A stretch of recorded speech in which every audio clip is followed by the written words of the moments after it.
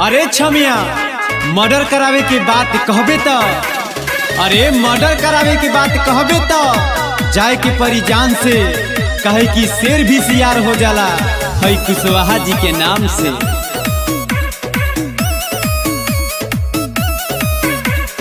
हमारा के देखी जे बेचैन होई ओकर ऊपर सुना बैन होई।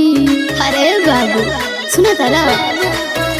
अरे हमारा के देखी जे बेचैन होई ओकर ऊपर सुना बैन होई। करवाई दे हो मर्डर जे भी बोल बोलेला अरे बोल बोलेला। सुना कुशवाहा जी से पूरा ब्रह्मांड डोलेला। ई हम ना हमारी इतिहास बोलेला। सही बात है, सही बात है, सही बात है। कुशवाहा जी से पूरा ब्रह्मांड डोलेला।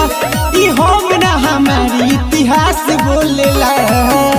बुझाए? अरे हटा ना, तहरा लेकर ढेर देखनी।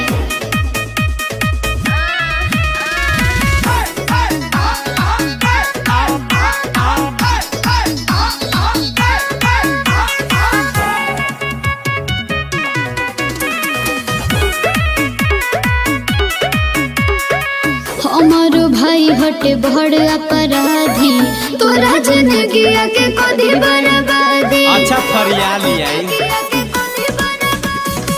बारे में हमारा बता दी है खाली। जितना मन करे उतना जुटाली।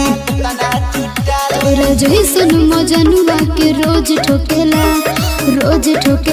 और रोज ठोकेला। अरे ठोका ठोकी के बात मत कर। सुन इतिहास भी गवाह बा, जाके पूछ ले जमाना से।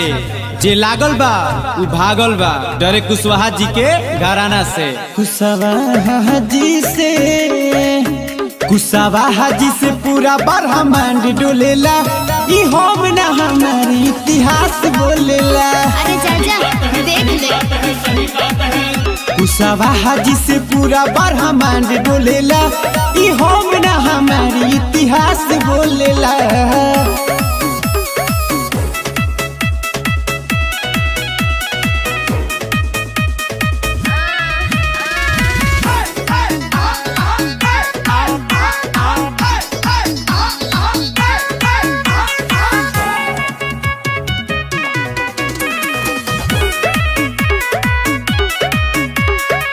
अमरी पर अपना नचावेला जवार के, कुछ न बुझे तोरा जैसन गवार के। अरे सुन बोला ओकरा से बड़े बड़े कहरी लगांड रे। जिदी चंदन कहीं कोई रे बरांड रे। अच्छा अरुण इनके तबाही तो झूठ बोलेला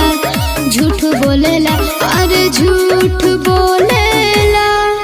हाँ मोरे आजी से मोरिया वंशी जी से पूरा ब्रह्मांड डोलेला। ई हम ना हमारी इतिहास बोलेला। समझते बानी? सही बात है, सही बात है, सही बात है। कुशवाहा जी से पूरा ब्रह्मांड डोलेला।